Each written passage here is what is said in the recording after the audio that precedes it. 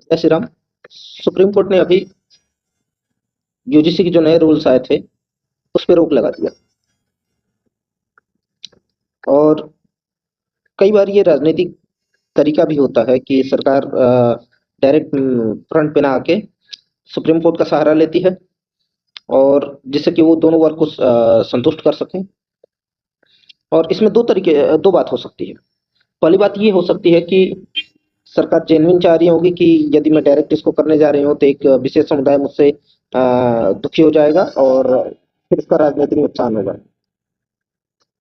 दूसरी बात जो अक्सर कई सारे केसेस में हमने देखा कि तत्काल में अभी जो यूजीसी के इतने सारे आंदोलन हो रहे हैं उसको और बढ़े ना, चाहे चीजें जो इतना उग्र होती जा रही हैं, चाहे वो सोशल मीडिया हो, चाहे रोड हो, चाहे कॉलेजेस में आंदोलन हो रहे हैं, चाहे तमाम संगठन आंदोलन कर रहे हैं, तो उसको तत्कालिक रूप से केवल उसको होल्ड पे चला जाए वो चीजें, और ये फिर जब मुद्दा एकदम शांत हो तो फिर धीरे से इस रूल को इम्प्लीमेंट कर दिया जाए।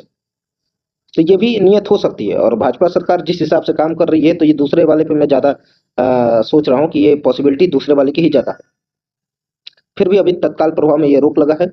जो पिटिशंस दिए गए थे सुप्रीम कोर्ट में, उनमें जो मुख्य दो बातें कही गई थी जिसकी वजह से सुप्रीम कोर्ट एग्री हुआ है, और उसने ये माना है कि नहीं, ये जो यूजीसी का नया रूल है वो बहुत ज्यादा क्लियर नहीं है।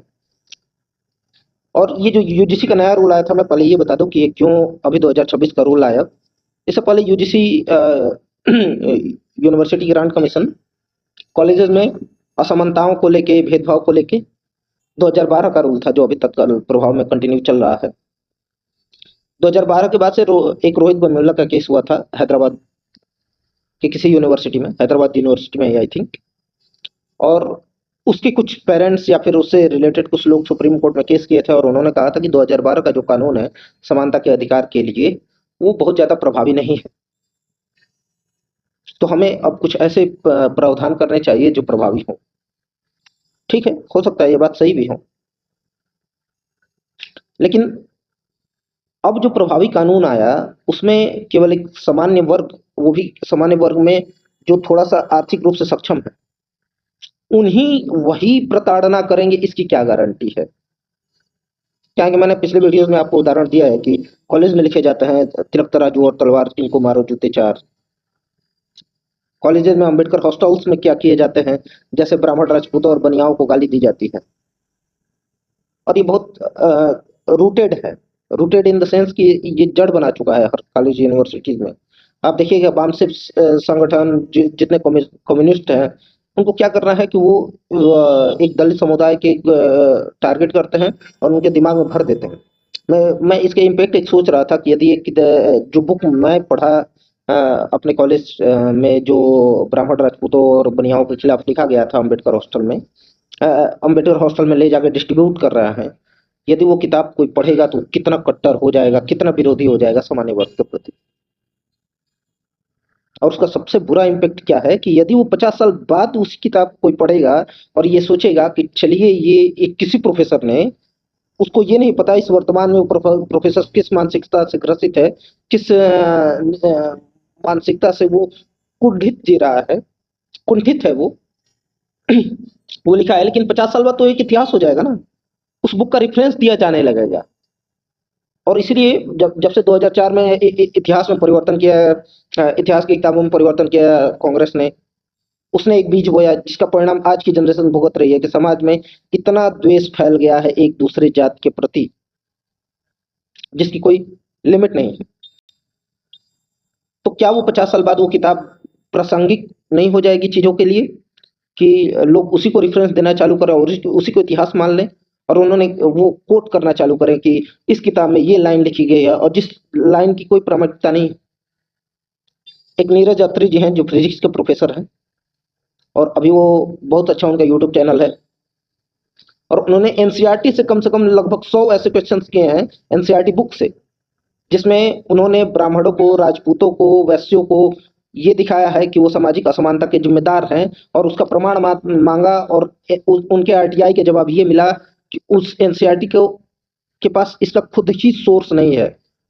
अब जानिए कि आप कौन सा इतिहास पढ़ रहे हैं, कितना मैनिपुलेटेड इतिहास पढ़ रहे हैं। कि हजारों साल से प्रताड़ित का जो स्टोरी सुनाया जाता है, क्या वो सत्य होगा भी कि नहीं होगा। चाहे क्या हो सकता है कि ये जातिवाद का जो जहर घोला गया वो होगा, वो राजनीति के लिए नहीं घोला गया होगा, उसके लिए एक विशेष वर्ग ही जिम्मेदार है जिसके खून से सींचा गया है भारत। चलिए अब उस मुद्दे पे आते हैं कि सुप्रीम कोर्ट ने क्या रीजन दिए कि किस वजह से इस कानून पे रोक लगाया। सुप्रीम कोर्ट का कहना यह है कि जो दो विशेष मुद्दा जो पिटिशनर्स ने उठाया सुप्रीम कोर्ट के सामने, उनका ये कहना था कि पहला ये कि इसमें एक विशेष वर्ग को ही टारगेट किया जा रहा है, क्या वो शोषित और प्रताड़ित नहीं हो सकता। दूसरा, जो ईओसी कमेटी बन रही है, ईओसी कमेटी बन रही है जो कॉलेज में, जो आई थिंक 13 मेंबर्स का ये कमेटी है, इसमें केवल एससी एसटी ओबीसी दलित मतलब एससी एसटी तो उसी में ही आ गए, SC ST OBC, physical handicapped and महिला, यही लोग उस कमेटी में मेंबर रहेंगे। तो क्या ऐसा नहीं हो सकता, जो पिटिशनर ने कहा कि ये जो जब डाला गया है ये मुद्दा, ये बात कही गई है, तो सुनने वाले भी बायस्ड हों और कि टारगेटेड एक्शंस ना लिया जाए। तो इस बात को लेकर सुप्रीम कोर्ट ने अभी इसको होल्ड पे डाल दिया है। अब इसकी दो पॉसिबिलिटी ये है कि सुप्रीम कोर्ट ने इस आदेश को होल्ड पे डाला है तो हो सकता है कि इस रूल में मॉडिफिकेशन हो और उसमें सारे वर्ग को समान रूप से सॉल्यूशन देने की बात कही जाए, या दूसरी सबसे बड़ी बात ये हो सकती है कि इस कानून को ही डाउन कर दिया जाए। चलो मैं इसमें दूसरी पॉसिबिलिटी पे नहीं जाता हूं, मैं पहली पॉसिबिलिटी पे जाता हूं, और मैं ये उम्मीद करता हूं सरकार से भी और सुप्रीम कोर्ट से भी कि जो भी प्रावधान हो समाज में ये मान के हों कि हर वर्ग का आदमी प्रताड़ित हो सकता है।